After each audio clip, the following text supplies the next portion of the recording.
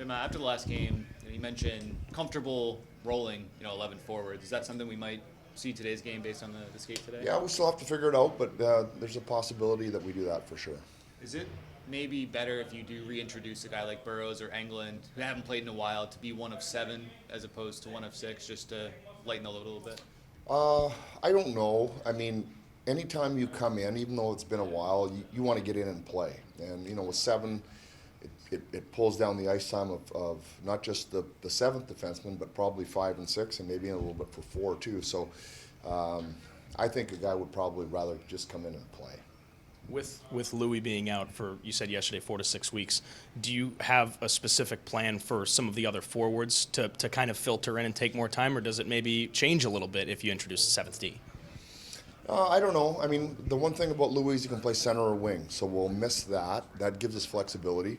So that's going to change some things a little bit. But no, there's no real master plan to it.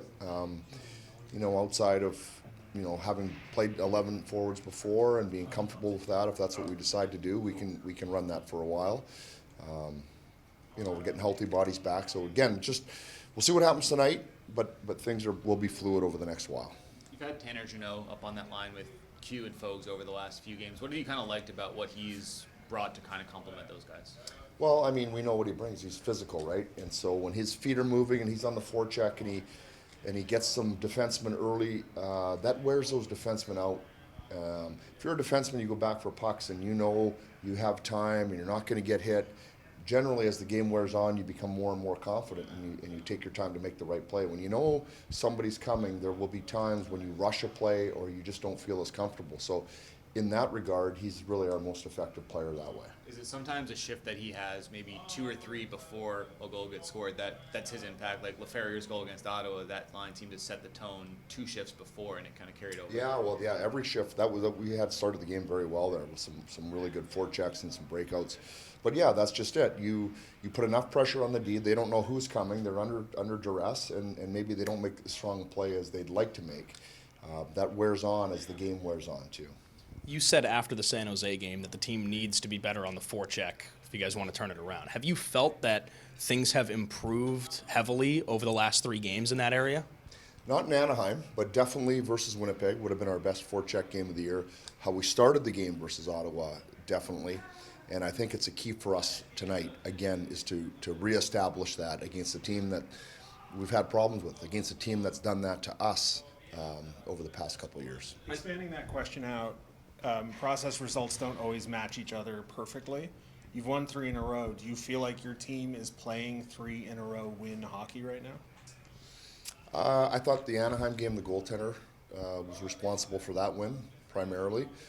But the Winnipeg game was maybe our best of the year. And the Ottawa game started great, and then I liked our third period. Our third period I thought was really good, so it's one to build on. We didn't give them much. We needed a couple saves, but for the most part, we pushed back the other way. So that was a good hockey game for us. I know you said before you don't like to look too far ahead or too far in the past, but you've referenced the Winnipeg game a couple times now. Is that a game that you can continue to use as a measuring stick for what your group can do on the forecheck, or at this point, are you a few games past it so you can kind of look more toward the future? No, I think the setup to the Winnipeg game was important because it wasn't just Winnipeg as the top team in the league. It was what had happened the prior game too. So I just thought the combination of those two things got us as focused as we've been all year. And over a long season, I've said it, it's hard to be that focused, that dialed in, that physical each night. But to me, when the Dallas team comes to town, as good as they are, the size, the strength they have, what they did to us last year, I don't like to go back, but they probably played us better than anybody last year. You look at that and you say, it's one of those nights you better be dialed in again or you get run over. Might be a little too early to answer this, but you talk about guys kind of coming back into the fold. Possibility maybe there could be like a conditioning loan used for either guys coming off injury or guys who haven't played in a while who would be eligible.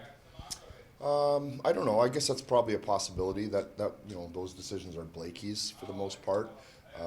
We are going to have guys getting close, and then the roster as we go out east, will have to be decided who we take and who's coming, who's ready, all those types of things. So Blakey will have some decisions to make over the next few days. There's no question.